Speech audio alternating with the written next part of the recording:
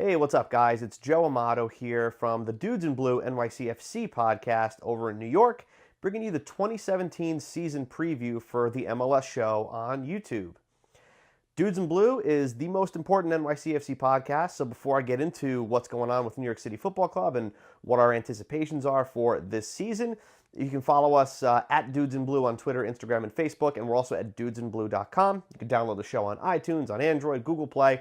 If you're into New York City Football Club and even some MLS, make sure to give us a follow. So, New York City Football Club this is now going to be the third season of the expansion club, and very different teams from season 1 to season 2, and even now going into season 3. So I'll cover a little bit of that for you too. Real quick, just to cover how the team finished last season. New York City FC was the 2 seed in the MLS Eastern Conference. Now, we did get knocked out of the playoffs by Toronto in the second round. We did earn a bye, being second in the East. And we got knocked out 7-0 on aggregate. So a very, very bad way to go out in the 2016 MLS Cup playoffs for New York City. However, that being said, 2016 has to be looked at as a successful season for the club. Again, keep in mind, second-year expansion team, right? Finishing second in the East, making it to the playoffs, and even more so than that, the team finished the season with the most goals scored in the season, one higher than the New York Red Bulls. So overall, 2016 was a positive season. So we have to kind of keep that in our minds that going forward, that yes, 2016 was a great season for a second-year team. Now, let's talk about how we're going to move forward. The off season has been pretty big, actually, for New York City Football Club. We've had a ton of new signings, and which actually raise a lot more questions that I'll talk about in a little bit. But let me talk about some of the signings that we've brought on as a club. And really, the key signing-wise has been a lot of midfielders. To name a few: Miguel Camargo, Panamanian midfielder. Alex Ring, Finnish midfielder. Yangel Herrera, Venezuelan midfielder. Rodney Wallace, former Portland Timbers champion. We've got Kwame Awua from UConn. We've got John Sturzer from RSL. And then most notably has been the addition of the third designated player, Maxi Morales, the Argentinian midfielder. He's been the biggest quote-unquote signing of the offseason for New York City Football Club, in the sense that he is the new DP, the third DP, alongside David Villa and Andrea Pirlo. So those are our midfielders. On the defensive side, Alexander Cayens, he's a Peruvian defender. We've also got recently Ben Sweat, who was a former Tampa Bay Rowdies defender. And really on defense, that's really it as far as who we've picked up on defense, and which is interesting. I'll bring that up in a little bit. We've also picked up Sean Okoli, who's a forward striker who was the 2016 USL MVP. So big signing there as a forward. And then picked up a new goalkeeper. Our previous goalkeeper was primarily Josh Saunders. We recently just picked up Sean Johnson, previously of the Chicago Fire, who Claudio Reyna, the sporting director for New York City FC, called one of the top 5 goalkeepers in the league.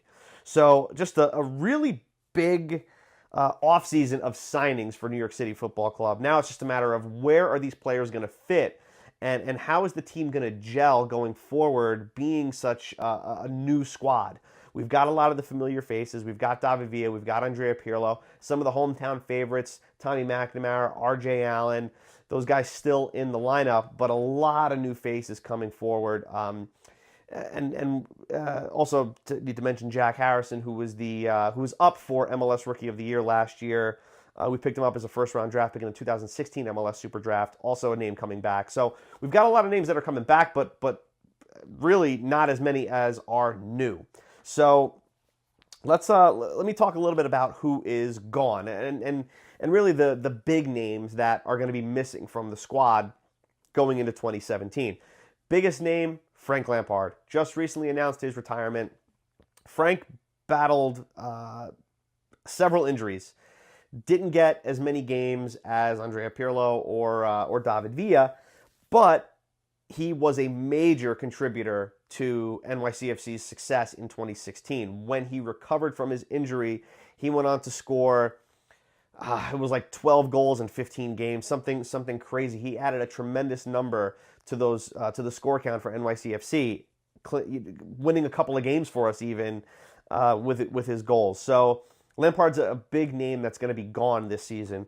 The other one, the other really major name that is going to be missing off of the club, which leaves a pretty big gap in the starting 11, is Anthony Iraola, who announced his retirement in the offseason as well.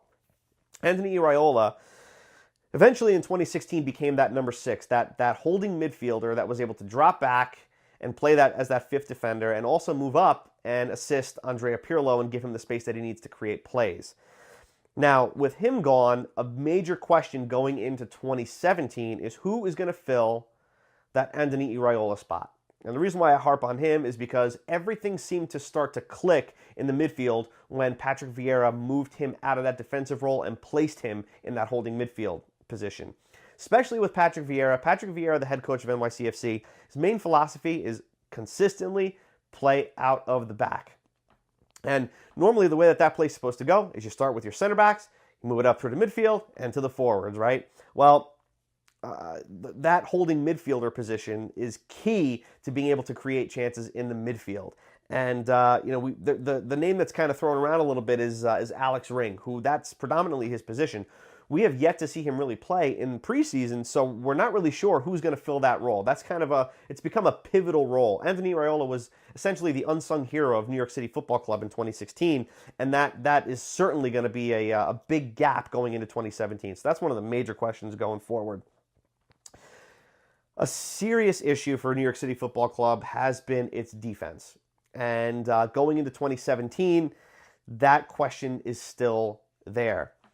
Very leaky defense. No matter, 2015 to 2016, two very different teams. 2016 to 2017, two very different teams on defense as well. But the question remains is it going to be tight enough for the attacking power of the Eastern Conference and the rest of MLS? We were, I believe, third in the season for goals against. Not very proud of that statistic, and that really falls on the defense. I mean, there's been countless scenarios where just poor man marking, bad positioning, just kind of ball watching, just everything wrong that could happen with defense. New York City FC was guilty of that. So going forward in 2017, the defense is going to be a big question. With the addition of Alexander Cayens and now Ben Sweat, not really sure. We still don't know who's going to be those starting four in that back line. We've got Ronald Matarrita at left back, who's always been pretty much a stud in that position, and RJ Allen on right back. And I think those are going to be the two guys that we're going to see predominantly this season. Although Shannon Gomez coming back from injury this season, hopefully we're going to see a little bit of him as well. But our fullback situation is pretty much locked down. The major questions on defense is going to be those two center backs, the right and left center backs. We've got the dynamic duo of Frederic Briand and Maxime Chanot, both French defenders, but again have their issues as well. And then we've got, like I said, we have the new additions that we're still not sure what they can do, what they can provide for us. So I anticipate a little bit of a rocky start defensively for NYCFC. I'm hoping that I'm wrong, honestly, but I think that's what we're going to see in the beginning of the season. I think we're going to see some leaks. I think we're going to see some goals given up, and it's going to be at the cost of the defense. So that's a major question. Another major, I don't want to say issue or question surrounding New York City Football Club going in the future is Mix Diskerud, the international, former U.S. international midfielder, recently got his number taken away by Maxi Morales. Is earning $750,000 a year, taking up that international spot, taking up that midfielder spot, and we have not seen him play since the U.S. Open Cup match in the summer of 2016. So the big question mark is what is happening with him. His number was taken away. He's got no minutes, nothing going on in the preseason, wasn't even invited to train with the team in Florida. So what's going to happen with him? That's a lot of money there, $750,000 a year sitting there that can be allocated to some better talent, right? So there's that. The other part of this midfield that we have to talk about is the depth, right? going into the off season, we were all very concerned with the depth in the midfield, right? With Iraola gone and Lampard gone, and a couple of other guys gone, like Mehdi Bellucci, Connor Brandt. Well, he was always injured, but Steven Mendoza, Federico Bravo, names like that just gone. Our midfield was down to like 3 or 4 players, right? Well, now we are overloaded with midfielders, and we've created this sense of depth that's actually pretty impressive. The downside to that is we don't necessarily have enough time to see what these midfielders can bring to the table, and that midfield is going to be key with Maxi and Andrea. It's going to be tough to fight for that spot with so many midfielders. So the depth in the midfielders is certainly going to be a I don't want to say like a concern, but are we going to be able to see these players do what they do with the star power we now have in our midfield? And really, who's going to make up the goals for Frank Lampard? David Villa was 1 or 2 goals. I believe it was 1 goal away from winning the MLS Golden Boot in 2016, and has certainly accounted for, I believe, more than half of NYCFC's goals. However, the goals that come out of the midfield were pivotal in several matches for New York City Football Club in 2016. So the gap of 12 or 13 goals that Frank Lampard has now left, who is going to pick that up? And in my honest opinion, I'm really putting a lot of weight on our third DP, Maxi Morales, because what they're calling him Javinko 2.0. This guy is small, he's fast, he's got footwork, and he can finish. So I'm hoping that he adapts to Patrick Vieira's system and is able to be that role that Frank Lampard had in 2016. So the season's coming up very, very shortly, depending on when you're watching this. It could have even already started. But preseason's been a little rocky for NYCFC, and it's causing me to have some concern for the club. The only match that we've won in preseason has been against Jacksonville, the college team. And we've had a draw against CS Emelec in Ecuador, and we've lost all 3 of our most recent preseason matches against Red Bulls, against Houston Dynamo, and more recently against Colorado Rapids. So haven't had a lot of goals coming out of the preseason with this new lineup, and I'm hoping that with the last throws of the preseason that Patrick's able to put this together and really put together a solid starting 11 going into 2017. Because we know that at the beginning of 2016, a lot of new players, a lot of new faces. It took a long time for the team to click, and we were sitting towards the middle of the table, middle to the bottom of the table in the East, and it's not something that we can afford to do again this season. Teams are going to be better this season. There's been a lot of signings throughout the league. We all know that. So it's definitely going to be a bigger uphill battle for NYCFC this season. With that being said, I personally believe we have a better squad this season than we had last season. A lot of the players that are no longer with us, honestly, were just kind of, I don't want to say dead weight, but didn't really contribute as much to the squad as they probably should have. So going forward, I certainly believe that NYCFC is a better squad this year. I anticipate, again, battling for the top team for goals for.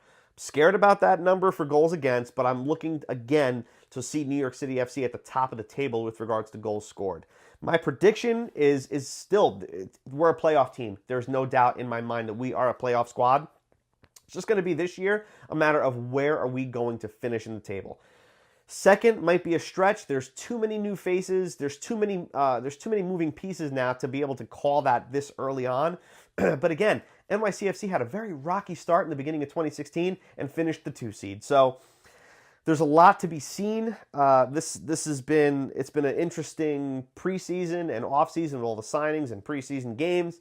I'm hoping that we pull it together and have as successful, if not a more successful 2017 than we had in 2016. And I really hope you guys enjoyed this quick little preview. I know I've gone on and on and on here, but that's really NYCFC in a nutshell. We're going to play out of the back. We're going to be creative. We're going to score a lot of goals. We might give up quite a few, but we're going to score a lot of goals. We're going to play some really exciting, creative soccer. And in 2017, they're definitely a team to keep an eye out for with regards to talent and with regards to skill and goal scoring, right? MLS is a league for goal scoring. So if you like goals, you're going to love MLS. You're going to love NYCFC. If you guys really do enjoy New York City Football Club, make sure to give us a follow. We are the Dudes in Blue podcast, NYCFC's most important podcast. I'm the host, Joe Amato. Alongside me every week is my cousin, Anthony Scarcello. We bring match recaps, post-game interviews from the dressing room, training interviews, training articles. Basically anything NYCFC related, we bring it to you every single week. It's a really exciting podcast. We're on Twitter, Instagram, and Facebook, all at Dudes in Blue, and you can check us out at dudesinblue.com as well. Hope you guys enjoyed this 2017 preview for New York City Football Club for the MLS Show on YouTube. I will see you soon. My name is Joe Amato from the Dudes in Blue. Thanks, guys, for watching. Going forward, that yes, 2016 was a great season for a second-year team. Now, let's talk about how we're going to move forward. The off season has been pretty big, actually, for New York City Football Club. We've had a ton of new signings, and which actually raise a lot more questions that I'll talk about in a little bit. But let me talk about some of the signings that we've brought on as a club. And hey, what's up, guys? It's Joe Amato here from the Dudes in Blue NYCFC podcast over in New York, bringing you the 2017 season preview for the MLS Show on YouTube. Dudes in Blue is the most important NYCFC podcast, so before I get into what's going on with New York City Football Club and what our anticipations are for this season, you can follow us at Dudes in Blue on Twitter, Instagram, and Facebook, and we're also at dudesinblue.com. You can download the show on iTunes, on Android, Google Play. If you're into New York City Football Club and even some MLS, make sure to give us a follow.